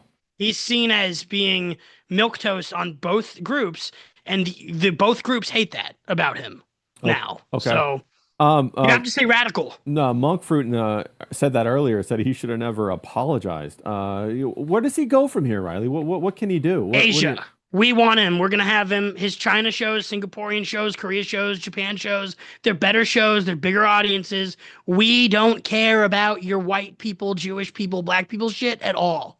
Okay. The Asians do not fucking care about any of your That's race true. war stuff at all. If anybody's So- ever been to Asia, they are very racist, very blunt about it too, very up in front of your face. I don't know if you guys have seen some of those videos. You know, they even are yelling at black people to leave Japan, and they'll just walk up to them and call them the N-word and all that good stuff. Yeah. And tell them to get the fuck out. And also, The only rap music we want to hear out loud in Asia is Yay. yeah. So John, what are your thoughts on this? What does Ye go from this? Riley says Asia. Does he keep trying to get all of the markets? Does he just kind of go where he's treated best? What does he do? I mean, I'm a free speech absolutist for the most part. There's certain things I don't think are considered free what a speech, phrase for the most like part. child Free speech unless I child don't like porn, it. Yeah, I get like you. I'm not for any of that stuff. But free speech, speak your mind, whether it's hateful, whether it's politically uncomfortable. I don't give a fuck. Say it. I don't think Ye should have apologized. I definitely don't. And not only that, but he did apologize, and they're still treating him like shit. So why? If I was Ye, what I would do personally is do a show in Iran. In Iran, okay. Yes, and Okay, do the John. fucking songs. That and is do a the fucking songs. That's a banger idea, and also use the Hallelujah song as the opener. Yes. Yeah. Damn. Yes. That's scorched That's earth what right I there. would personally do if I was Ye. To To just say, fuck all of you. I don't give a shit. I can do what I want. I'm a fucking billionaire, and you can't stop me. what do you think about But- that, James? Oh, John, go on. Sorry, I finish your thought. think No, well, I was gonna say, like, even if whether you agree with Ye or not, I'm on the right. I have to. Hold on real quick there, John. I got your audio dropped out real quick. Let me fix that real fast for everybody in the audience. I'm fixing it real quick. I'm faster. We're going to get this set up. I'm going to get that bug out of here pretty soon. I've just been really busy doing all kinds of drama with all kinds of people and all that good stuff. So let me see here. Say something, John. Are we back? Are we back? Yeah, we're good? back. Okay, you're good. Okay, cool. So yeah, I'm on the right. If I had to separate the artist, if I couldn't separate the artist from the art, I'd like Mel Gibson, and that's about it. Which I love fucking Mel Gibson. Don't get me wrong, he's the GOAT. But Rage Against the Machine is they're a great band. Their fucking message sucks, but they're a great band, right? Yeah. Like, I think people just need to stop being little bitches. Yeah. We got some great points in the chat. We got Forest Mommy says never been the knee. We got Professor Grass saying free speech absolutely. Let the pedos say shit that we know who to bury.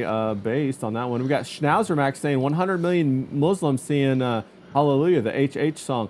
James, what are your thoughts on this? He goes to Asia. Does he just give up now? Does he stop apologizing? Will he always be dominated by this? Does Kim Kardashian hold his balls? What do you think? What's going on? I kind of buy into the fact never apologise because they always want you. It's like the church, kneel, stand, and it'll never be enough. And like Riley said, once you've apologised once, they know you're weak as piss water and you'll apologise for anything. You never get on your knees for these people. And Kanye West, whether I like him, whether I don't like him, doesn't need to get on his knees. And I think another thing about Kanye West I actually like, he seems to me like a born survivor. Yeah. Just when you count him out, he's like a Rocky character. And that's one thing I've always liked about Ethan Van Sciver. He's been dead and buried so many fucking times. Like Ethan Van Sciver's been dead and buried in this online culture. Kanye West has been dead and buried so many times. But he always finds a way to come back. Because you know why? Cream rises to the top, and so does talent. You know, you can't deny talent, and he's got talent.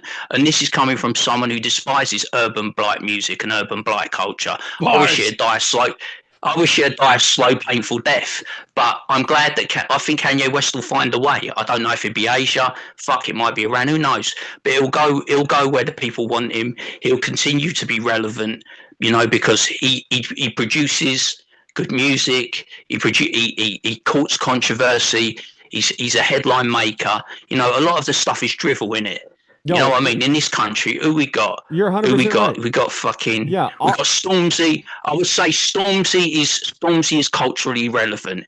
To South London, Stormzy's a god. And only exists because of Ye. Yeah. Like Stormzy directly influenced. Well, they're all copycats.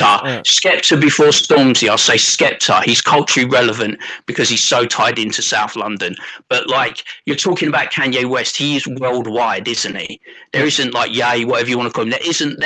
You'd be hard pushed to find a person on this earth who doesn't know fucking Ye or Kanye West is. You're right. Now, Riley, I got a question for you. You know, now that we have in England, they allow people to come and perform that have actually murdered people, but they won't let Ye come over.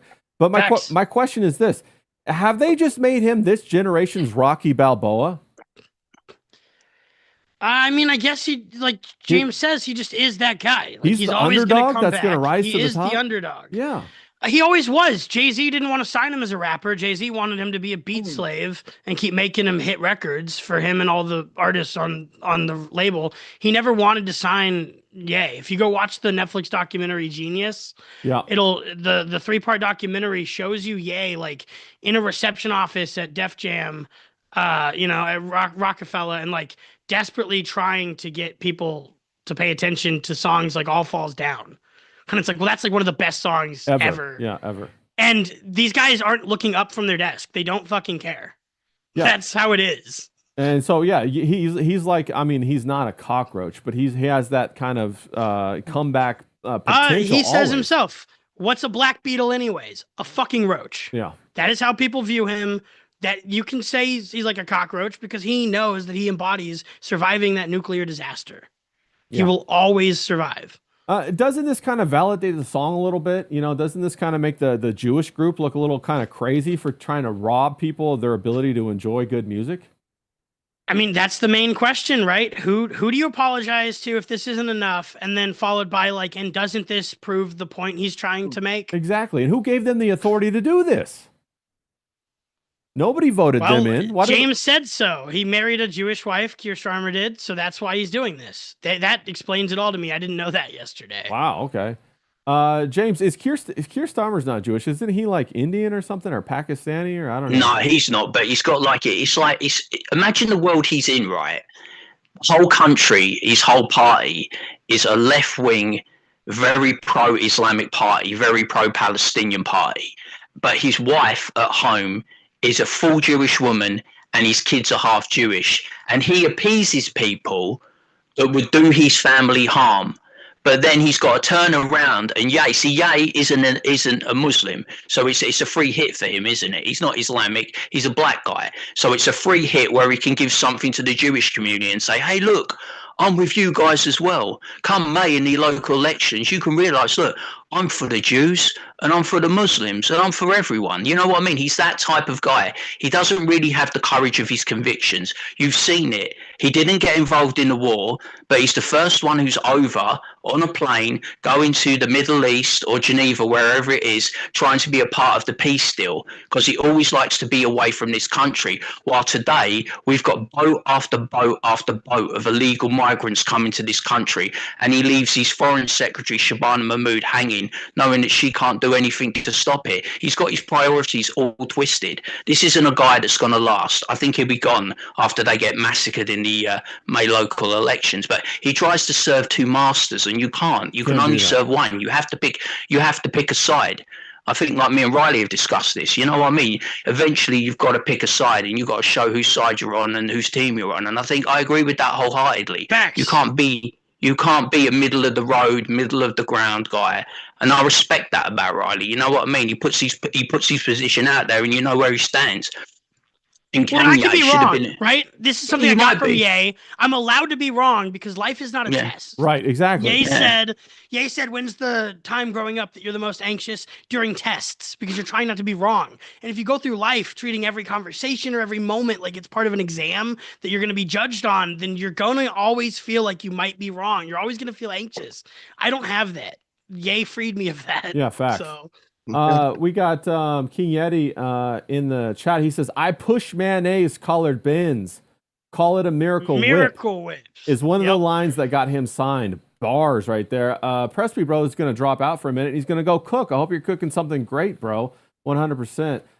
John, were you watching from the sidelines here? What does this say about global censorship and why are we giving certain people authority? Like, what's going on with this? How do they even get the authority? Here's the thing I've always said about the whole, we all know you can't really criticize Israel, right? Like, obviously, look what happened to Ye. That's in America. Like, what history of oppression or any kind of bad treatment do Jewish people have in America? None. And the answer is none. Yeah, like, none. literally zero. They've been promoted to the highest echelons of society. If we were going to punish, and I'm not for punishing any speech, right? But if we were going to say, hey, you know what? We should have some kind of hate speech laws because certain people were oppressed here. It would be black people, right? Facts. You would think. Yeah, facts. Chinese people maybe too, or when And they had to Japanese, build the they had the railroads. internment camps. Yeah. The Japanese, the Irish. It wouldn't be Jews. Oh, yeah, the Irish. Yeah. But there's only one group that you get punished for speaking out against. And it's like, it's completely nonsensical. So I just think that it's dumb. We shouldn't be censoring anyone's speech. Look, if someone hates fucking Cuban people, okay, hate them. I just won't do business with you. Well, you they know? got great food. I can't hate people with great food. Right, but let your hatred be out in the open. You have the freedom to associate with who you want. Facts. I don't really care. I'm not a hateful person, but I'm a prejudiced person. I hate people that fall into their negative racial stereotypes for sure. No, right? I agree with you. And you have to, that's how realistically we all deal in stereotypes. Okay, I can't individually conceive of every person in this world, so I initially Right. treat them as It's a survival mechanism. Yeah, my previous experience. 100% true. Well, and that's good. Like when I met you, Ray, I went, okay, this guy, he's a surfboarder who paints. 100%. And that's like a perfect framing to become friends with you. Nailed it. Yeah, nailed it. Riley, I was going to ask you this question. What does that say? Is our world becoming uglier because people won't allow true creatives to thrive like Ye? What this says, in England, they're not going to have this whole festival now. It's not going to be as fun. The beauty's not going to be there. People aren't going to experience. Let's be honest. Those concerts are life-changing experiences. So a lot of those English people are going to miss out on that. Is our world becoming uglier because of tyranny? What are your thoughts? Oh, absolutely. Easy answer from me. Expound upon that a little bit. Like, how do we get back to making the world beautiful? I know we could say, take everything off the rails, but how do we combat the tyranny? Shouldn't we stand up and say, hey, no, that's not okay? Or what do we do about that? I think that the only way that we're going to be able to combat tyranny is by mocking it head on as much as possible. You mean a parody? Like, that's my actual answer. Yeah, you do parody to make fun of somebody who thinks they have power over you. You call Keir Starmer a homosexual from America as much as possible because he can't kill me or arrest me here. So I'm going to keep calling him a gay for James. Because, if James calls him gay too much, he'll have people come to James's house and take his TV license. And then they'll do gay stuff to me. Yeah, they'll make you gay if you call him gay. Yeah, facts. No, mockery. I mean, that's how you point at the emperor and you say, you're naked, bro. And you laugh at him. Yeah, motherfucker, That is how you naked. defeat tyranny. I think you're 100% right. I mean, we just had, a proof with just our little group when we made that Vito comic. Here, Vito's out there now actually getting his comic printed, which is more than anybody could do for 2 years. We make this little satirical comic. Now he's getting his comic printed. James, do you agree with that? Is satire the way forward? Is that going to be our main weapon? Yeah, it is. I think maybe for people in America, because I think you've got laws set in stone, haven't you? Your freedom of speech is like in your constitution. So Yeah, exactly. You know what I mean? If you're this small little island that everyone mocks now that used to have an empire, and we have an anti-Semitism law baked in, we're just around the corner from having an Islamophobia law baked in. There will have to be a law for black people, I would imagine, and the only people that are going to be left out are going to be the white people.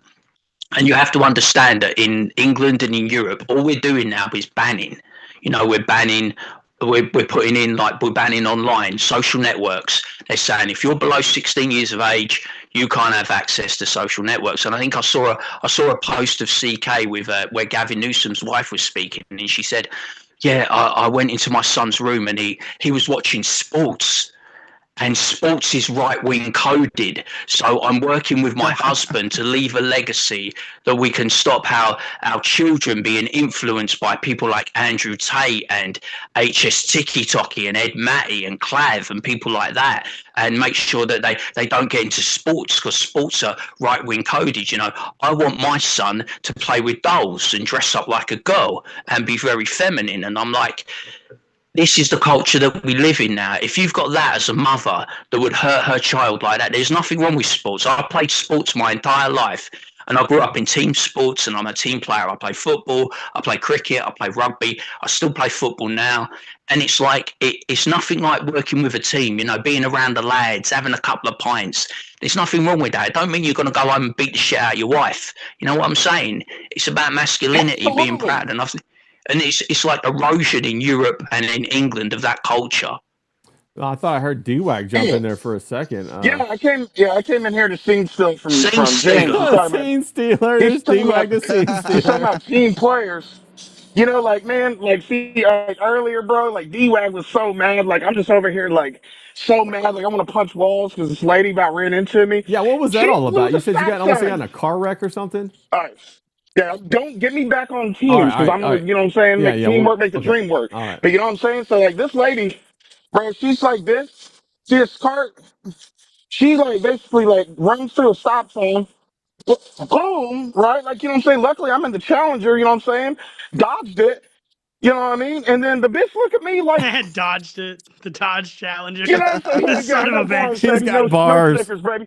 You know what I'm saying? You know what I'm saying? But yeah, this bitch, bro, she gave me the dirty look. And see, now I'm going to bring it back, Well, is he freezing out there? right? It looks Because like. D-Wag let that ruin his whole day. All right. No, You're no, back. am I You're back. freezing? You're back. Am I good? Yeah. Okay. Okay, sorry. See, they're trying to stop us, man. The key is Starmer and shit, whatever, bro. But I was gonna say is we all need a Paul Ogg on the team, bro. Texted Paul, like, he was like, dude, you gonna have Ray Ray? I gotta learn from Ray Ray, you about to get killed? And shit like that. And I was like, yeah, this bitch gave me a dirty look. And he's like, oh no, not the dirty look. Yeah. And he just basically flatlined me and like kind of killed, like, you know. I know Am I- you're am I all worked. freezing? I got you, bro. I hear you're all worked up. Shout out to Paul Ogg out there checking in on you. But Yeah, but he calmed me down. Yeah, he checked. Yeah, he we're- checked me real quick. Is all I'm saying. we're Yeah, how talking stupid about it was to get mad over. Yeah, we're talking about Ye getting canceled. What are your thoughts on that in England? He got canceled in England. Can't do his show, bro. They canceled the whole festival. I mean, I'm out here supporting the culture up here at Ross. The culture. You know what I'm saying? I know what you you're know what saying. I'm saying? I hear what you're saying, D. So yeah, Yeah. So you support I figured to Ye. piss James off, so I'm here. Yeah. Yeah, all day. Yeah. You're in there But to yeah, pick up some I'll let ladies. somebody else. Are you shopping for ladies at Ross right now? Is that what's going on? No, I'm getting a foot file, bro. Like to scrape off all that, you know. I don't want to hear about that cheese shit, and- D-Wag. Come on now. my bad. All right. All All right. right, I'm done playing. Yeah. No, you're good. You're good. Fuck. This guy got me off my train of thought right here. I got to jump back at my notes. See what the heck? Where were we, bro? He's What were we too cool talking for about? school, that fucker, innit? He comes in, steals my thunder, steals my glory, scene stealer. Yeah. But I still like him, you know? I Yeah, still I like like him. that guy. He derails me all the time. That's what D-Wag the derailer right there, bro. But what did Riley just drop out? Is he still here? No, I think. No, I'm here. Okay, He's you're still okay. here. Yeah, I was gonna I'm ask you. chilling. I was gonna ask you your the next question, Riley. Let me pull you back up right here. Yeah. Okay. So we're back on. Yeah. We're you know we're the tyrants. You know, is this a war on masculinity? Is what I really wanted to ask. I mean, like we Okay, just, yeah, absolutely. we just dude. had James talking about you know that was it John? I forgot. D-Wag got me all It was James, discombobulated. the influence of male Right. Is it? figures online with kids and stuff, and the fear of it. Yeah. Have you guys seen Adolescence? That 4-part or I have- whatever miniseries? I know what you're With talking Stephen about. Graham. Dude, it's first No, of I all haven't heard of that. immaculate production. Like, thank you, British people, for inventing narrative and drama and media, with plays and whatnot. Yeah, I 'Cause, like, love holy British shit, people. They rule. All right. it's the whole show is like stitched one takes, and Okay. each episode is like a full one take. Wow. So you get to watch a oneer of like the camera come into the kid's house, and then you watch people raid the house, arrest him. Then the camera goes up in the sky and like follows the cars to the station. Wow. And then you get to watch him be processed. Whatever. The unfortunate part of that show is that it's this weird propaganda about how like this guy likes people like Andrew Tate, and so he stabbed a little girl at school. Totally ridiculous, Oh. totally retarded. They made it a little white British kid stabbing a little girl instead of, you know, all the Muslim rape gangs that are When it was actually a stabbing them. Muslim that the story's based Yeah, on. the story's based on a real life kid who was a Muslim who stabbed a little white girl, and they made it a white kid, and then they blamed Andrew Tate basically in it. And it's like totally insane to me. Yeah, that's So I was gonna ask ridiculous. James. So you know about that then? Who is behind that, like social engineering wise? Is that like your government, or because I know you have like the BBC? Yeah, it's the British Broadcasting Corporation. You know what I mean? And it's like, I think, Oh, so did that's it go not on the Netflix? government like it is in Canada. Like it's No, but like the thing is, you get taxed, right? So every year you have to pay a license fee, and the license fee continually goes up To have a every TV year. in your And you- house, you got to pay a fee. And it's not, and all the money from the TV license goes to the British Broadcasting Corporation. But it's basically a license to transmit, so you can watch TV, because you can't go, oh shit, I'll watch Netflix, I'll watch HBO Max or whatever. You have to have a TV license to watch TV, but all the money goes to the BBC, and they fund their propaganda mainly through BBC News, BBC World Service, and programs. There's one at the moment, I don't know if Riley's aware of it, but called Capture. And it's basically about this online personality. Go and look him up, Lewis Bracknell or Lewis Brackwell. Is it Lewis Bracknell? I think it's Lewis Bracknell or Lewis Brackwell. And it's basically all about him, because he's like a right-wing commentator, and they're basing it around him. And it's like the fucking parallels are crazy. It's always, they're always picking, because the BBC from top to bottom is woke. I hate that word. I hate using it. I apologize. But from top to bottom, it's a completely captured organization, and there's nothing you can do about it. Their views are transparent. They're supposed to be impartial, but they're far from impartial. And that thing with Stephen Graham was terrible, because they basically race swapped the character. It was like you had this angelic white kid, right. who was a monster because of influence that he got online from Andrew Tate. And it's all about, they want to get a social media ban in this country for children under the age of 16.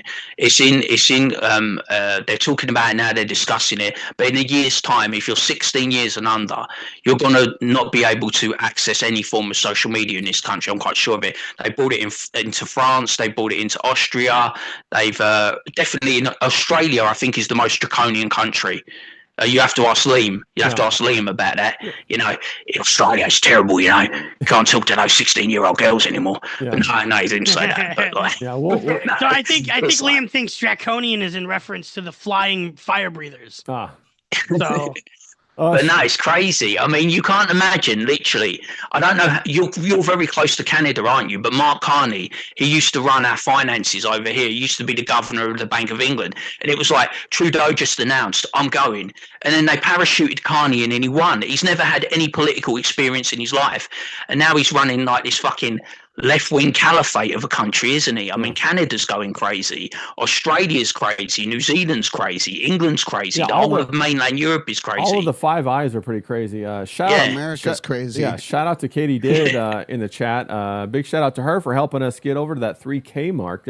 Thank you, Katie. Going to give you a little bit of applause on that one. We'll reach over there and push the button. Little action right there. Thanks, hon. I appreciate you. No, 100%. I completely agree. John, we were talking about this. Is this a result of I don't know how many decades of feminism, how many different waves of feminism? The biggest victim wins now. We're going to support everybody's subsidized. Everybody's on food stamps. Every mama who has 3 or 4 kids, the baby mama has all that money coming in, and it's really an attack on masculinity. What are your thoughts on that a little bit, John? Well, feminism definitely doesn't help. Women vote on emotions. I can't right? even get a Like, good that's how you sandwich appeal to anymore, them. John. No, I know, right? Definitely. No, women you can appeal to their emotions. So, you appeal all these poor, third world immigrants. They need a place to go. They're just looking for a leg up, a way out of the oppression of their country. No, we don't want to bring that here. You know what happens when you bring that here? The minute our country goes to shit, because it will, because they'll vote in their bullshit, then they'll just run off to the next country, because that's what they did the first time. You're 100% right. I don't know if you saw. Like- Did you see that big Tyler Oliveira special on Texas and Indians in Texas? He dropped that a couple days ago. Oh God, yeah, that was insane. Yeah. If you guys That haven't, was insane. It just entire economy is propped up by Yeah. these offices being rented out that are literally empty. yeah, Imagine if you wanted to rent an office because you have an actual legit business. They're all rented out, so you're gonna have to pay a premium on it in this fucking small podunk town in Texas. It's insanity. well, 100%. And this is all connected. Here, I'm going to pull it up real quick. America's about to become the biggest and best cricket nation on the planet. 100%. You got Tyler Oliveira over here. He says he exposed Texas Indian invasion, and he sure did. But this is all related to what's going on with Ye right now. This is all connected. I'm not saying it's because of Ye. I'm saying Ye is an indicator of this, because you have a whole different subclass of people. I don't want to say subclass. I didn't mean it that way, but a whole different subculture being imported into England. And they don't want they don't want that in there. You got the Jewish group, you got the Islamic group, and now the English as a whole have lost out being able to have free speech because of that, because of laws that exist in other places. What are your thoughts on that, James? It's basically a turf war. You know what England's turning into? It's turning into Grand Theft Auto. You know what I mean? It's turning into no-go zones. It's turning into areas where the Islamics, the Muslims, they're very, very strong. They're strong in the Midlands. They're strong in Birmingham. They're strong in London. Basically, they're strong in all the major cities because they wouldn't want to live in an area like I live now. Yeah, they want to live where I come from, South London, but they wouldn't want to live in like Sussex, because it's quiet. You know what I mean? It's like rural England. It's where all the farmers are. It's where all the white people are. You know what I mean? It's a slower pace of life. You know, that's why I came here, because I wanted to get away from it. I was saying earlier, you wouldn't. I was watching another Say Cheese Media video, and it was all popping off again. You wouldn't want to go out in Croydon after 6 o'clock. I mean, of course you want to go out after 6 o'clock, but you fucking can't. There's people running around with blades, fucking zombie knives, machetes. It's a fucking free for all and a fucking shit show. Yeah. You know what I mean? It's like culturally, England doesn't really exist anymore. Imagine you're an American and you want to come over, and it's like, oh yeah, I'm gonna have tea and crumpets. You know, I'm gonna go and see the fucking royal family and all that. Culture like that doesn't really exist anymore. You know what I mean? It's like the English culture that I grew up in, my fucking parents grew up in, my grandparents. It's all gone and eroded. It's just basically a hodgepodge of everything. You know, it's basically London in a nutshell. You know, Yeah, 100%. different cultures. Yeah, James, I got to get me one of them zombie knives. Number one. Number two, could you imagine them saying that you couldn't let Paul McCartney play at Woodstock back in the 70s? Whether he's real or fake, we don't know. Or imagine if, like they said, the Rolling Stones couldn't play. Wouldn't there be tremendous pushback? How come there's no pushback from the people in England saying, let Ye play? What are your thoughts on that, James? Because there isn't freedom in this country anymore. There isn't freedom of art. There isn't freedom of religion. There isn't freedom of expression. I think America is like the last holdup. You are like the last standout. You know what I mean? You're making the last stand. And whether you succeed or not is entirely up to your population. And if you can make a stand. If you keep importing people that change your culture from the inside out, then you're not. You know, England is a smaller example. We're a very small island. You can fit us in California. You can fit us in Texas. We got like fucking 70 million people. You know what I mean? It's like easy to take over this country in a short space of time. And in the summer, if you're getting boats coming over every day and 1,000 new illegal migrants coming into this country every day, you're going to change the culture pretty quickly, aren't you? Yep. You know what I mean? 100%. Because people don't abandon their culture when they hop across the English Channel. They bring it with them. They bring their culture, they bring their history, they bring their food, they bring their feuds, they bring everything. And they just basically, what I said to you before, it should be that they assimilate to our culture, but we go out of our way as English people because we're all so polite and nice to assimilate to their culture. Well said, James. Riley, I had a good question for you. Does this propel the mythos of Ye even higher? Yes. Is Like he says on the new album Bully, all the hating just brought me more love. So That's like the title sentiment of Bully. This is all working perfectly towards his marketing plans anyway. And you mentioned Paul McCartney, and I think it's interesting because he brought Lauryn Hill out during the SoFi Stadium stuff to do All Falls Down and make like a big, sign of her doing one of her songs because he loves black culture, right? You know what he was probably going to do at Wireless Festival was probably have 84-year-old fucking Paul McCartney out to Yep. do one of the 2 songs they have together Facts. because it would have been the biggest like moment he could have The imagined. crossover. The chances that he would have had Paul McCartney out there or Elton John are like very high for him Yeah. to bring people like that out to participate. You're 100% right. Whether you like it or not, or like Ye or not, he is like this generation's version of Michael Jackson. That's how important he is to the music and the culture at the same time. And no other artist has matched the release of that song album. I've listened to a lot of the songs; they're all fantastic. I love the majority of them. Whereas most of the time when you hear an album from a musician, you're like, oh, I like 1 or 2. But he easily has 10 of them. They all sound different. He's not only just rapping over them. He's got classical music. He's got horns. He's got talk a minute about the guy who does that the mouth thing. Andre Troutman. Yeah, dude. talk a bit about him.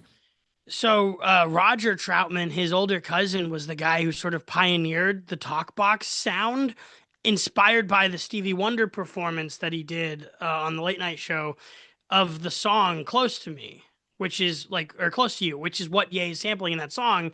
And so basically, like Stevie Wonder does this performance with the talk box back then, and then Roger Troutman sees it and takes it and innovates on the idea. Then his brother kills him or whatever in the 90s. Nice. And right. And then this guy spends his whole life, winning Grammys, working with other artists, like perfecting the talk box. And Ye, the innovator of autotune, comes back to this guy, to his family legacy, and is like, well, let's bring your black music art back since I totally replaced it with autotune. On accident. And that's fantastic. Or not on accident, but Well, so he brings the talk box back. And so a few of those songs are talk boxed, which is just like an amazing sound is vibration. Yeah. And for Ye, the ultimate instrument is his voice. He is to rappers what Jimi Hendrix is to guitar. Well, and it's a great thing you said Jimi Hendrix, because Joe Walsh of the classic I forget, I think it was the Eagles. Is Joe Walsh the Eagles? Yeah. But the Rocky Mountain Way, he actually used a talk box with a wah-wah pedal connected to his guitar in that song. So it's fantastic. So I love to see that kind of innovation. I think because that album, bro, soul samples. That album has industrial and rage like sounds. That album, it has a little bit of all these different things. R&B, like there's one of the songs, the Spanish one, Besame Mama. That song you could play with acoustic guitar, and you could sell it easily to like a crowd of people who like country music. No, you're 100%. There's a little bit of every genre in that album. I think it is and with no exaggeration, I think Bully is the culmination of music history. No, I agree with you. I think it's a pretty incredible song. John, I was going to tell you that means "kiss me, mom" in Spanish. I don't know if you're familiar with that. "Beso mi madre" means "kiss me, mother." Are you familiar with that, there, John? Yeah, definitely. That's Spanish for you. Yeah, that's a little joke out there for you people, because John speaks fluent Espanol. That's Spanish for you guys in the chat. He could have named that other one "Mama me primo." Yeah, and what does that mean, John? You got to tell the chat. They don't all speak Spanish. That means "suck me, cousin." Oh, I got you. You're bringing in cousins. That song. It's all good and stuff to make jokes about that, but isn't it weird though that when he came out and admitted that he was raped in the face by his cousin for years, the same cousin currently in prison for raping someone else, everybody like makes fun of him for it, like he's gay. No, for sure. Oh yeah. It's not about you, John. Like jokes or whatever, but isn't it weird that everybody like did make fun of him for being raped as a kid? You don't see that with other people. The side that's like, oh, mental health is so important. Yeah. And you shouldn't shame people for being gay, are the first ones to come out and say, oh, look at him. He's a straight up flaming homo. He's a crazy homosexual. Yeah. Yeah. Yeah. It's dumb. Fundamentally, I believe it's an attack on masculinity and the male sex drive. 100%. They want to box it up and control it so they can control the economy. The male sex drives the economy. What are your thoughts on that, James? Yeah, well, I'm very highly sexed, so yeah, you know what I'm saying. But it's like, How'd I know it's he'd like- deliver? How'd I know James would deliver when talking about But sex? no, I agree with John. Like, it's politics, isn't it? It's fucking so tiresome, right? And I agree with Riley and I agree with Ray on all of this. Like, we've missed moments, haven't we? You were going to have 3 nights, and there was going to be 3 moments that would live forever. You know what I mean? It was built to be this dramatic comeback. Europe, England. It was gonna be a spectacle. It was gonna be spectacular. People will be talking about it for years. And because politics is interfering with culture, it fucks everything up. And it's like Kanye doesn't have the right politics, so it's open season on him. Even some of the most traumatic things that's happened in his life. And that's what the people, I'm gonna say the left, but that's what people on the far left are like, and on the left. They will use anything, any stick to fucking beat you with if you don't agree with them wholeheartedly on everything. Look what they do to J.K. Rowling. J.K. Rowling is one of the most left-wing people on planet Earth. But the one thing she doesn't agree with is the trans. She is very much pro-woman. And that means it's fucking open season from every leftist on her, even though she agrees with them on 99.9% of things. They can't let it go that this one thing, she doesn't want men in women's changing rooms, in women's bathrooms. So we're going to make a complete shit show. And on every TikTok video, on every Instagram video, we're going to shit on the new Harry Potter series, even though no one's seen anything but a 2-minute trailer. You know what I mean? It's fucking weird. I don't understand these people. I just don't get them. You know what else, James? They call her Joanne now because she's Yeah. anti-trans. They Oh. dead-name her to try to like poke at her for being anti-trans. Like, okay, Joanne. Bro, these are all nerd fights. Nobody gives a fuck, right? It's like the nerds, they don't know how to have conflict. It's like, okay, call me Joanne. Fuck off. I'm a billionaire or whatever. You Yeah, know, exactly. I'm the most successful writer since God. Yeah, Since the Bible. I live in a so- castle. yeah. Fucking The thing I'm most been out of shape on is like how many of these guys out there that were going to go to the concert with Ye are going to miss out on their first blowjob, their first overnight sex situation. I mean, like, bro, they're all missing out. You know what I'm saying? That's No, I mean, wild. yeah, no, Ray, like think about all The the memories. people affected by this downstream of it.